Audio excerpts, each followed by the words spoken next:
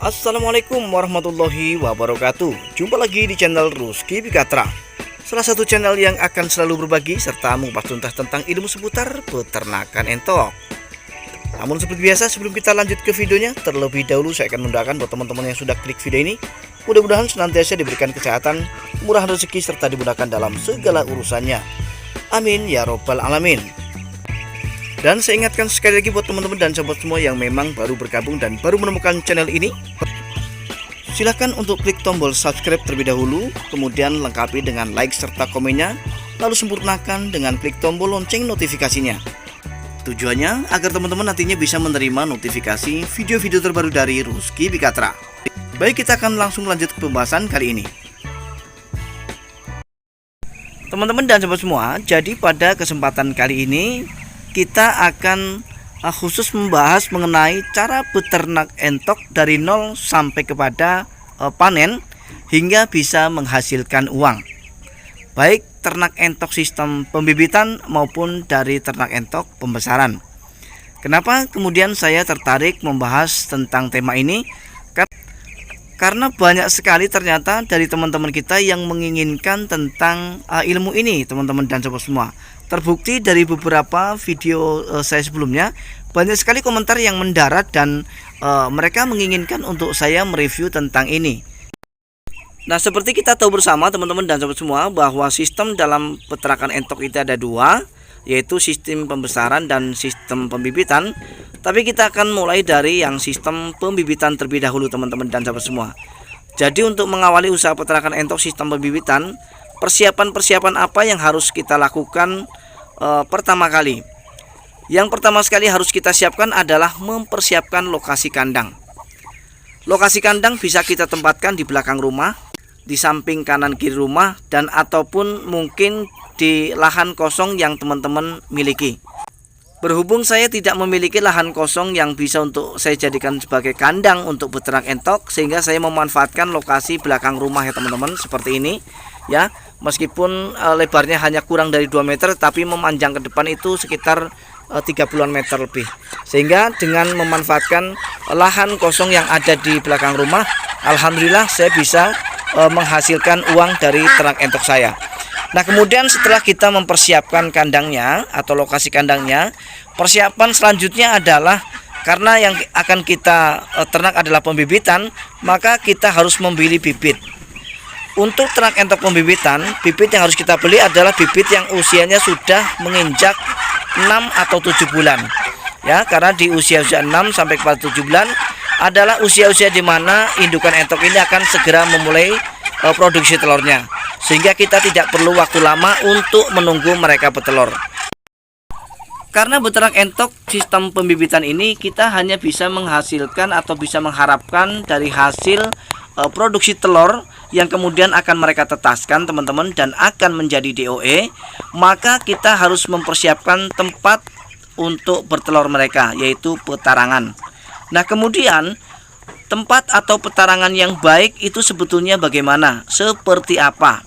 Yang pertama, tempat petarangan sebaiknya kita tempatkan di lokasi yang lebih tinggi dari permukaan tanah kandang, ya, setidaknya 15 cm dari permukaan alas kandang ya teman-teman. Nah, kemudian ukuran daripada petarangan supaya nanti ideal dan tidak bisa ditempati oleh 2 indukan ya. Karena kalau ditempati 2 indukan otomatis nanti akan menjadi masalah ya untuk proses penetasannya. Jadi ukuran yang ideal adalah buka atau lebarnya itu cukup dengan 25 cm. Kemudian panjang ke belakang itu 40 cm dan tingginya juga cukup dengan 30 cm. Ini adalah ukuran petarangan yang ideal menurut versi saya teman-teman dan sahabat semua.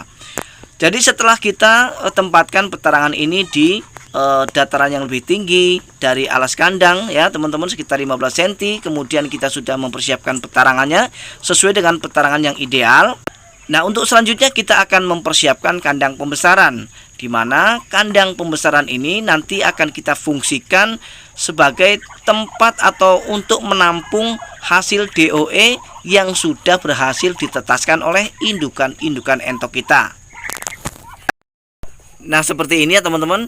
Jadi begitu entok ini berhasil menetas, kemudian DOE-nya akan langsung kita pisahkan ke kandang pembesaran seperti ini. Jika mau dibesarkan, maka silahkan besarkan sampai kepada usia setidaknya 1 bulan sebelum turun kandang. Tapi kalau memang hasil DOE-nya mau kita jual, maka kita hanya akan menampungnya sampai usia 1 minggu saja teman-teman. Kemudian kita akan jual. Nah, jadi persiapan fisik semua sudah kita lakukan, baik dari pembuatan kandang atau penempatan kandang yang baik, dari penempatan petarangan yang baik, kemudian dari ukuran petarangan yang ideal, dan juga membuat kandang pembesaran untuk menampung hasil DOE kita. Sehingga untuk selanjutnya kita akan membahas mengenai pakan. Jadi pakan yang baik untuk kita berikan kepada ternak entok pembibitan kita sebetulnya yang seperti apa? Jadi mengenai pakan teman-teman dan sahabat semua, jadi pakan entok pembibitan dengan pakan entok pembesaran itu beda teman-teman dan sahabat semua. Kalau pembibitan ini meskipun kita tidak menggunakan pakan pabrikan, entok-entok ini atau indukan entok ini tetap akan bisa memproduksi telurnya. Ya teman-teman, meskipun tanpa melibatkan pakan pabrikan. Inilah enaknya ternak entok pembibitan. Dengan satu syarat, kita harus mencari pakan-pakan pengganti pakan pabrikan yang bernutrisi tinggi. Tentu saja dari pakan alternatif yang bersifat gratis atau setidaknya murah, teman-teman dan sahabat semua. Nah, jadi mengenai jenis pakan apa saja yang baik dan tentu saja aman untuk kita berikan kepada ternak entok pembibitan kita, di channel ini sudah ada. Silakan nanti teman-teman dicek ya untuk informasi lebih lengkapnya. Karena kalau akan kita bahas di sini tentu saja akan sangat memakan waktu lama, sehingga nanti akan panjang sekali durasinya teman-teman. Nah, kemudian setelah kita memahami tentang jenis pakan alternatif untuk membantu meminimalisir biaya pakan dalam ternak entok pembibitan, yang terakhir teman-teman dan sahabat semua adalah pemasaran. Jadi semua hanya akan sia-sia proses yang sudah kita lakukan sehingga bisa menghasilkan DOE ataupun anakan entok, akan sia-sia rasanya ketika pemasarannya terhambat atau bermasalah. Nah, jadi kalau menurut saya pemasaran ini menjadi juru kunci teman-teman untuk kita bisa mendapatkan penghasilan dari hasil penjualan kita. Bagaimana mungkin kita bisa mendapatkan uang atau penghasilan ketika kita bermasalah dalam pemasarannya? Atau dengan kata lain, kita tidak bisa memasarkan hasil ternak entok kita, yaitu yang berupa DOE entok. Nah, bagaimana cara memasarkan hasil dari ternak entok pembibitan kita, yaitu yang berupa DOE atau anakan entok? Tentu saja di video saya juga sudah ada teman-teman. Jadi cara yang paling mudah sebetulnya kita harus melakukan kerjasama dengan pihak toko pakan ternak, di mana kita membeli pakan dari situ. Ya, perjanjiannya cukup mudah seperti yang sudah saya lakukan teman-teman ya. Kita akan membeli pakan di situ dengan catatan pihak toko ternak juga harus bisa menampung hasil DOE kita ya. Jadi pakannya kita beli ya, hasil ternaknya mereka gantian membelinya teman-teman dan sahabat semua.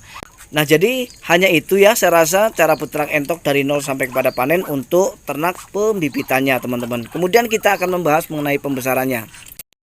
Jadi seperti yang saya katakan tadi teman-teman dan sahabat semua, ada perbedaan dalam segi perawatan maupun jenis pakan yang kita berikan kepada ternak pembesaran dan pembibitan. Kalau pembibitan seperti yang kita tahu, seperti yang sudah saya jelaskan tadi, tanpa menggunakan pakan pabrikan sekalipun kita akan tetap bisa beternak dan bisa menghasilkan DOE. Dengan kata lain, entok-entok yang kita besarkan atau indukan entok yang kita besarkan itu tetap akan bisa memproduksi telur dan bisa menghasilkan DOE. Tetapi kalau pembesaran kita wajib menggunakan pakan pabrikan ya, sekali lagi wajib teman-teman dan sahabat semua. Setidaknya kalau memang teman-teman tidak mau sampai usia 2 bulan, maka wajibnya ya teman-teman dan sahabat semua harus sampai kepada usia 1 bulan kita akan memberikan pakan dari pabrikan. Setelah itu kita akan fokus kepada perawatan, karena dalam ternak entok pembesaran ini teman-teman dan sahabat semua, yang kita harapkan hanya dari hasil bobotnya. Dengan kita mendapatkan bobot yang maksimal, tentu saja keuntungan kita akan bisa lebih besar.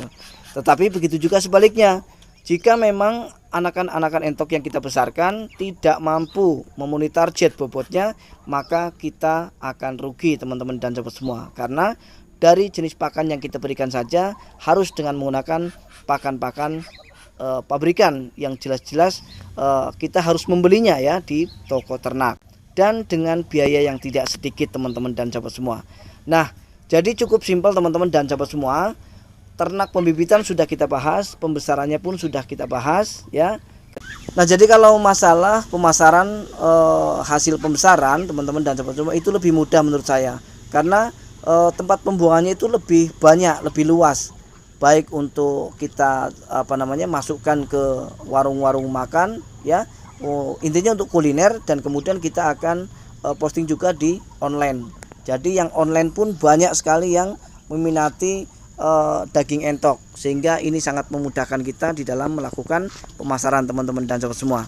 Nah, jadi teman-teman dan sahabat semua, 2 sistem sekaligus sudah kita bahas kali ini. Mudah-mudahan menginspirasi dan bermanfaat ya bagi teman-teman yang memang baru mau mengawali usaha peternakan entoknya di rumah. Silahkan beternak entok dengan baik, beternak entok dengan benar, agar bisa mendapatkan hasil yang maksimal. Tidak akan pernah ada yang sia-sia ketika kita sudah mengawali dengan baik. Akhir kata, saya Rizky Pikatra undur diri. Mohon maaf atas segala kekurangan. Kita akan berjumpa kembali di video-video Rizky Pikatra selanjutnya. Assalamualaikum warahmatullahi wabarakatuh.